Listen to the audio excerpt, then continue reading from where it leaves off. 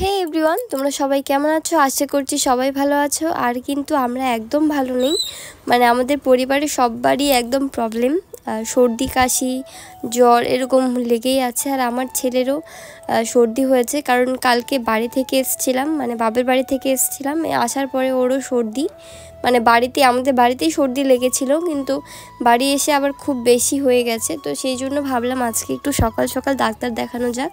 তো সেই জন্যই রেডি হয়েছি। আর দেখো এখানে আমি প্রেসক্রিপশনটা বের করে নিচ্ছি, যে ডাক্তারকে আমরা দেখাই। তো দেখো এই যে প্রেসক্রিপশনটা। তো হয়েছে কি, মানে আমারও সর্দি লেগেছে, গলা ব্যথা সর্দি জ্বর এরকম সবার হচ্ছে, আমাদের পরিবারে তো সবারই হয়েছে, তোমাদের দাদা ভাইয়েরও হয়েছে। আর আমার গলাটা একদম ভালো নেই, আমার গলার প্রচুর ব্যথা। তবুও তোমাদের কাছে ভিডিও শেয়ার করার চেষ্টা করছি। তো দেখো এখানে আমার ছেলেকে আমি রেডি করে দিয়েছি, তো এখন বেরোবো। আর তখন আমাদের মানে ডাক্তার বসে 10টা সাড়ে 10টা নাগাদ, তো আমরা বেরিয়ে পড়েছিলাম 10টা নাগাদ। তো রান্নাবান্না কমপ্লিট করেছি, শরীর ভালো নেই তবুও রান্না তো করতেই হবে, তো রান্নাবান্না কমপ্লিট করেছি, খেয়ে দিয়েই যাচ্ছি, কারণ ডাক্তারবাবু আসতে একটু লেট করেন। এই দেখো ছেলেকে রেডি করে দিয়েছে। আর এখনকার ওয়েদারটা এমন হয়েছে যে রাতে এত ঠান্ডা লাগে আর দিনের বেলা কিন্তু প্রচুর গরম লাগে। তো মানে দিনের বেলা এখন প্রচুর গরম লাগে আর রাত্রিবেলা ঠান্ডা লাগে, তো সেই জন্যই ওয়েদারটা চেঞ্জ হয়েছে, সেই জন্যই সর্দি কাশি কিন্তু সবার বাড়িতেই লেগে আছে, আমাদের বাড়িতেও সেরকম। মানে আমারও শরীরটা ভালো নেই, তোমার দাদা ভাইয়েরও শরীর ভালো নেই, আর ছেলের তো সর্দি কাশি জ্বর, তার মধ্যে ওর শরীরে কী যেন ইনফেকশন হয়েছে, ঘা উঠেছে, তো সেগুলোর জন্যই যাচ্ছিলাম। আর দেখো এখানে ওকে ডাক্তার দেখানোর পরে আমার বিকেলবেলা এমন অবস্থা হয়েছে, মানে আমার গলা ব্যথা সর্দি কাশি এরকম, তারপর আমার জ্বর ভাব লাগছে, এরকম লাগছিল। তো আমিও ওষুধ নিয়ে এসেছিলাম, কিন্তু তবুও সারছে না। আর এখন হচ্ছে এমন গলা ব্যথা হচ্ছে রাত্রিবেলা, মানে বলাই মুশকিল। তো আমরা চলে এলাম জলপাইগুড়িতে, আমরা যে ডাক্তারকে দেখাই শিশু ডাক্তার, বেবি ডাক্তার, তো এখানে আমরা চলে এসেছিলাম। আর ডাক্তারবাবু কিন্তু তখনও আসেননি।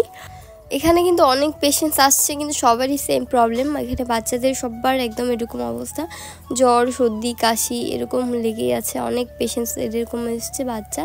তো দেখো আমার না গলার ভয়েসটাও ভালো আসছে না মনে হচ্ছে আমার, কারণ আমার শব্দ হচ্ছে, গলাটা এরকম সাই শব্দ হচ্ছে, তো একটু সমস্যা হচ্ছে। তবুও চেষ্টা করব তোমাদের কাছে ব্লগ শেয়ার করার।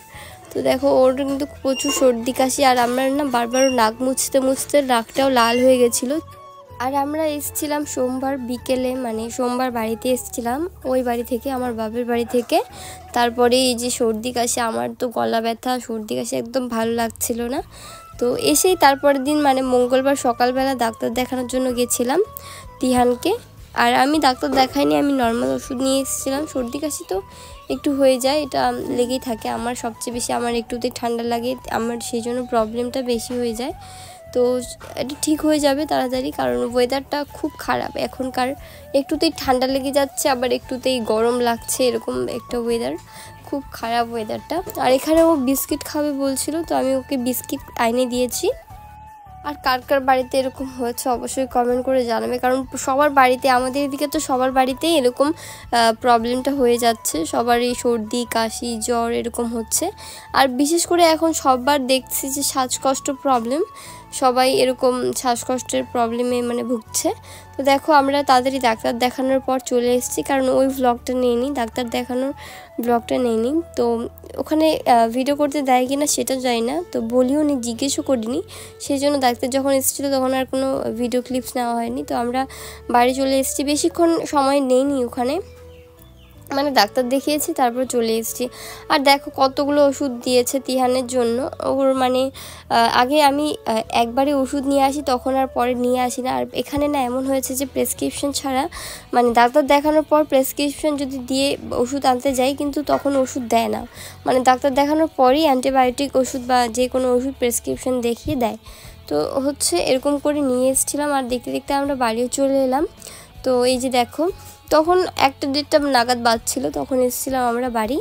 তো আর দুদিন থেকে ওয়েদারটা এমন হয়েছে যে সারাদিন হাওয়া বইছে, মানে বাতাস হচ্ছে, আর প্রচুর ঠান্ডা লাগছে, দিনের বেলাও ঠান্ডা লাগছে, রাত্রে তো আবার বেশি ঠান্ডা লাগছে। রাত্রে তো এখন মনে হচ্ছে যে ব্ল্যাঙ্কেট গায়ে দিয়ে শুই, আর ফ্যানের দরকার হচ্ছে না। তো এই দেখো আমরা বাড়ি চলে আসলাম, বাড়িতে এসে ঠাম্মি বলছে যে আমার জন্য কিছু নিয়ে আসো নাই। তো ও বলছে না না কিছু নিয়ে আসেনি। তো এখানে বাড়ি আসতে আসতে ও একটু খুশি হয়ে গেল, কারণ ও মানে যত সর্দি কাশি হোক না কেন ও কিন্তু সবসময় খুশি হাসি খুশি থাকে, মানে খেলা পছন্দ করে।